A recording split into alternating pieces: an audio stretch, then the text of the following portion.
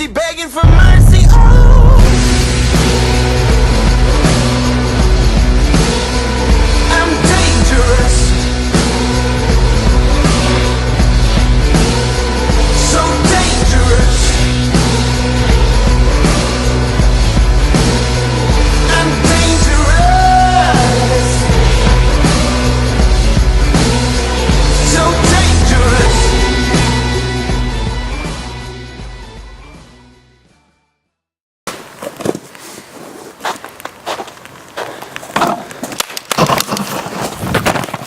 Why, mate? You gave me quite a scare.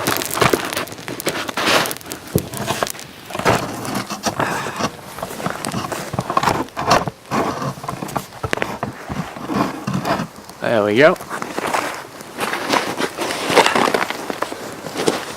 Well, I'm Bear Grylls, colonial Civil War survivalist, wilderness expert aficionado. Just warming up here around the fire. It's been a long couple of years. Oh, my leg! Speaking of gunshot wounds, that reminds me of the Battle of Charlotte. No!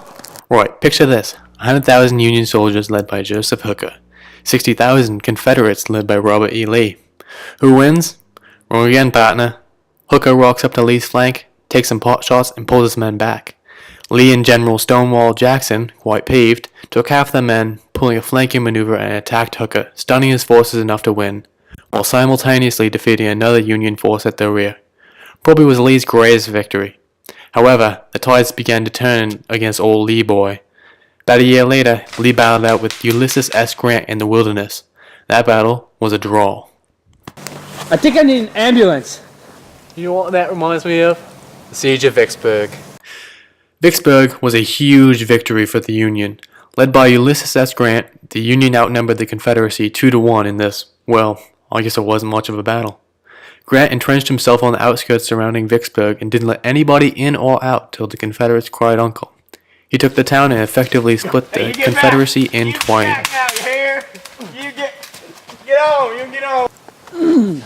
That was so interesting. I know, right? Let me elaborate some more. I think I need some medical Alright, so attention. after Chancellorsville, Lee's feeling all high and mighty, so he makes a run on Gettysburg, a northern invasion. His army of 70,000 show up and steamroll the militia and take the town. So now, the Union is fuming. They send the Army of the Potomac, 90,000 men. What happens? Well, first day, Union gets whooped and sent packing, but they get sent packing to the high ground. Lee tries to overwhelm the Union, but his forces get slaughtered. From these battles, you might be able to tell what the South's strategies were, that is, if you've been paying attention. They were mostly on the defense, although sometimes they went on a quick invasion.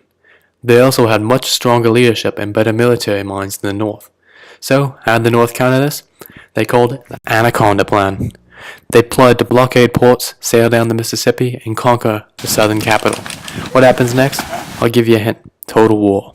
Stick around or I'll give you a scoop.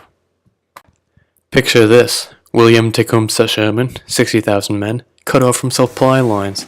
He gets so ticked off by the Confederates that he leads his men on a 285-mile march, destroying everything in their path a mile wide.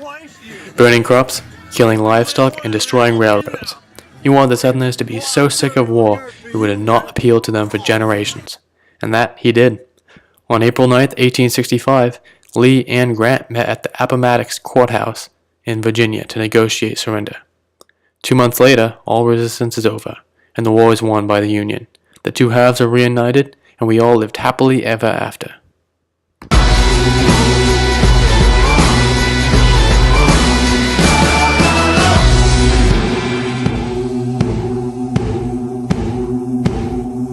I'm the baddest mother up in here, and I'm about to make it clear.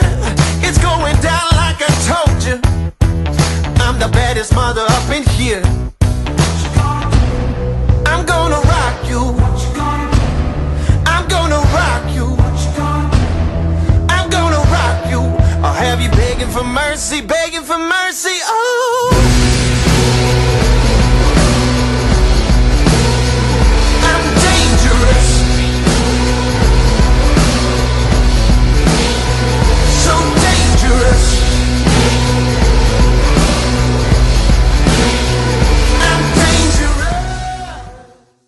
Cartridges on the It's too big. Alright, 1,000 degree rock versus ice. Cool. I need to tell you something.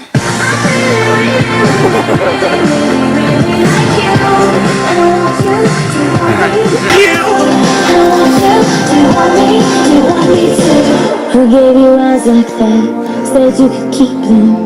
I don't know how to act or if I should believe them. There you go. On Bear Grylls. It's way off. On Bear Grylls, colonial survivalist, aficionado, Civil War man. I'm just warming up here around the fire. On Bear Grylls, colonial Civil War survivalist, specialist, aficionado. Action. I think I need an ambulance. No. I think the blood's starting to freeze. Andrew, who are you? I'm Ferdinand.